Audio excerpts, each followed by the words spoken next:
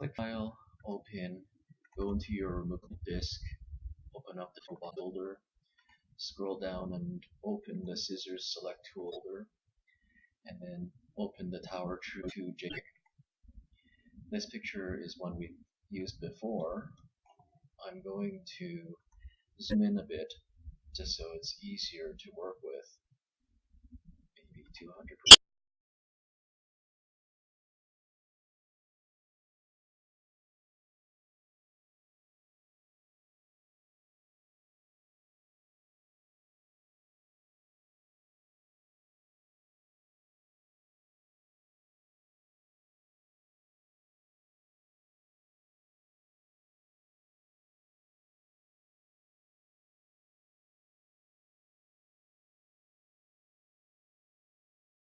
Even softer edges, and interactive border displays the path line when the control node is moved.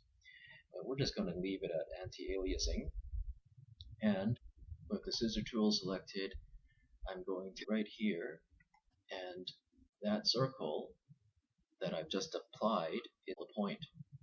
I'm going to click again here, and I put another point down, but you can see that there is now a line joining the 2 points. That white line is called a path. Every time I put a point down, a path is drawn. And I'm going to carefully put a bunch of points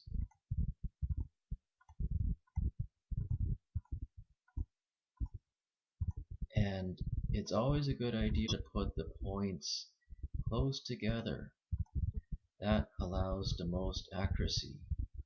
For example, if I put this point too far away, like right here, you can see that the path that was drawn wasn't very good and some got left out. Okay, so keep the points close together, and I'm almost at the beginning. Okay, when the first point I had put down, okay, right here,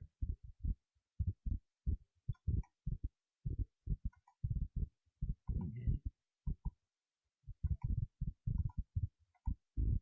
I have now enclosed that area. Okay, now click inside the area, and now you can see that I've enclosed that entire area with the marching ants. That basically means that I have selected this area on the inside here. Okay. Now go to select and toggle quick mask, or you can press Shift and Q on your keyboard. And what it does is it masks everything on the outside, but it leaves the selection unmasked. Now, earlier I didn't do a good job around certain areas. Okay, I told you here that I made some of the points too far apart. So what you can do is you can choose your paintbrush tool, click the arrow here to toggle between black and white, and make sure the white is on top of the black. Is an appropriate shape, hardness, and size. And maybe this is a bit too big, so I'll make it a bit smaller. But now I can click and some of these edges I had earlier.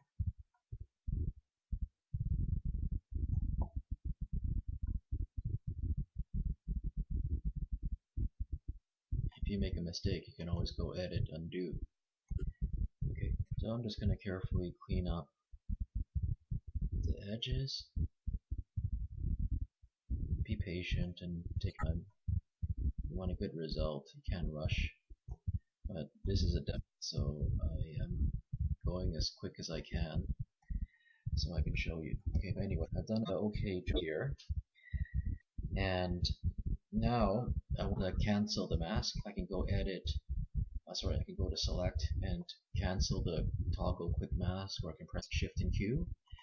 Or one other option is there's a red square button here that if I click, I can also, it's a shortcut for turning the mask on and off. Okay, so when I turned the mask off, you can see that now the edges are much closer, uh, like the marching ants are much closer to the actual edge of the image, because I had used the paintbrush to clean the edges a bit. Okay, now we can do a couple more things. What we can do is we can go right click inside the selection, go to select and find feather, and this dialog box appears, and I can try different numbers, higher or lower, high number, and see what happens. Okay. What that will do is it will soften the edges significantly. Okay, but I don't want to do that. I'll undo that. But that's just to show you that you have the option of softening the edges a lot. Right click feather, choose a high value, or you can soften the edges very little. Okay, you're going to have to experiment with the settings at some point later on and see which number is good for that particular project you're working on. I'm going to click cancel. Okay. The other option is you can right click inside the selection and go to select and then go down to shrink, and you can, I'll show you what happens. I'll increase this to 5, let's say, and that will shrink the selection down by 5 pixels, or actually change it to 10 just to make it more obvious. Okay? And you can see everything's shrunken in exactly 10 pixels. Of course, I don't want to do that, so I'll just go ahead and undo, change it back to its original. Okay. But last thing I'm going to do is I'm going to go to edit, and I can click copy or cut. I'll click copy, even though it suggests that you use cut. And then I'm going to go file, open, and I'm going to go into the USB drive, Toolbox, see if I can find something here. Here's a bridge picture. I'll open that up, and then since I copied that selection from the tower picture on the bridge window, I go edit and paste. I've added that selection onto this image. I'm going to click the move tool, and I'm going to move it somewhere on the picture.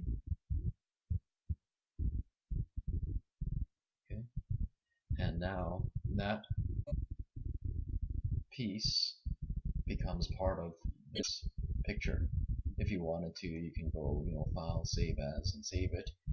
But basically, I just demonstrated how to use the Scissor select tool